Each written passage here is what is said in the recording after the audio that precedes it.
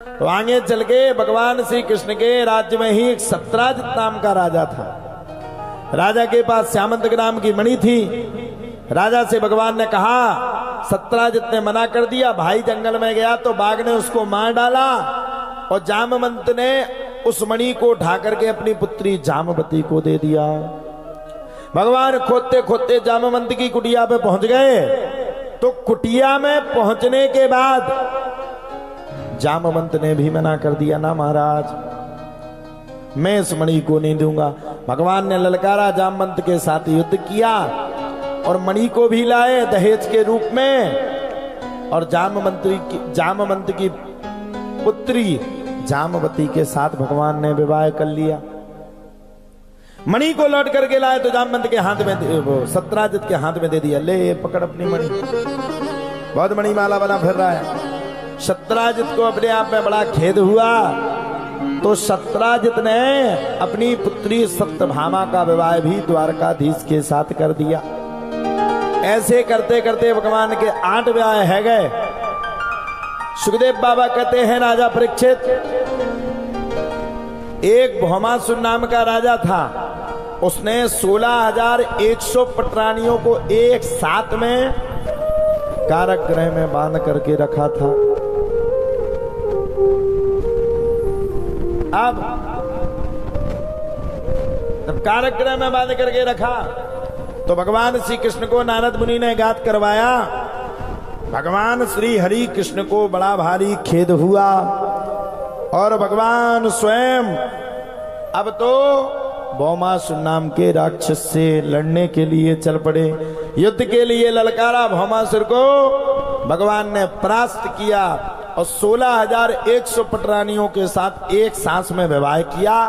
तो अब तक भगवान श्री कृष्ण के 16,108 विवाह संपन्न हो गए। सच्चिदानंद भगवान की जय। भगवान के 16,108 विवाह हो गए। सुखदेव बाबा कहते हैं, राजा परीक्षित, पांडवों ने भगवान के सामने राजसूय यज्ञ करने का प्रस्ताव रखा। भगवान ने मना कर दिया, पहले राक्षसों का उद्धार करो फिर राजसूय यज्ञ करो। भीम भैया को लेकर के जरासंध की भूमि में पहुंच गए।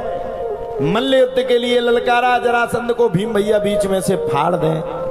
अब जरासंध तो आधा आधा 2 मास से प्रकट हुआ था, शरीर आधा आधा था, उसको तो जोड़ा गया था। बीच में से फाड़े तो वो चबकते चबकते फिर चबक जाए, फिर फाड़े वो फिर चिपक जाए, फिर फाड़े वो फिर चिपक जाए। अब करें तो करें क्या करें। तब तो प्यारे कहा जाता है, इतने सब शब्दों को सुनने के तत्पश्चात ही एक सांस में भीम भैया को भगवान ने आदेश किया, अहो भीम भैया, बीच के शरीर को फाड़ो, एक टुकड़ा इस साइड और एक टुकड़ा इस साइड फेंक दो, इसका अंत हो जाएगा। भीम भैया तैयार हो गए। फाड़ करके एक टुकड़ा उस साइड एक टुकड़ा इस साइड कर दिया।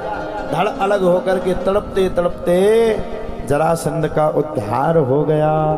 सच्चिदानंद भगवान की जय। जब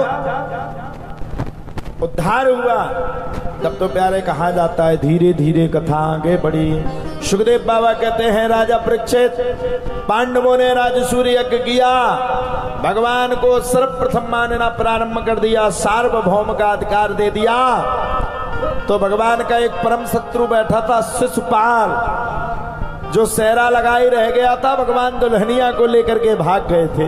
अब भैया बुरा तो लगेगा, जे जामा हमारी दुलज्जा खले के भक्को तो बुरा लगेगी नहीं।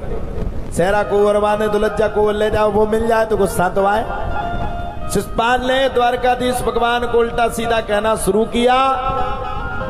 भगवान बड़े गंभीर 99 गलतियों को भगवान ने माफ किया। मैं भी आप सबसे कहना चाहता हूं, ठीक है, जब पानी सर से ऊपर निकल जाए तब तो कछु, या तो बचो या मरो, अपना बचाव करो या मरो।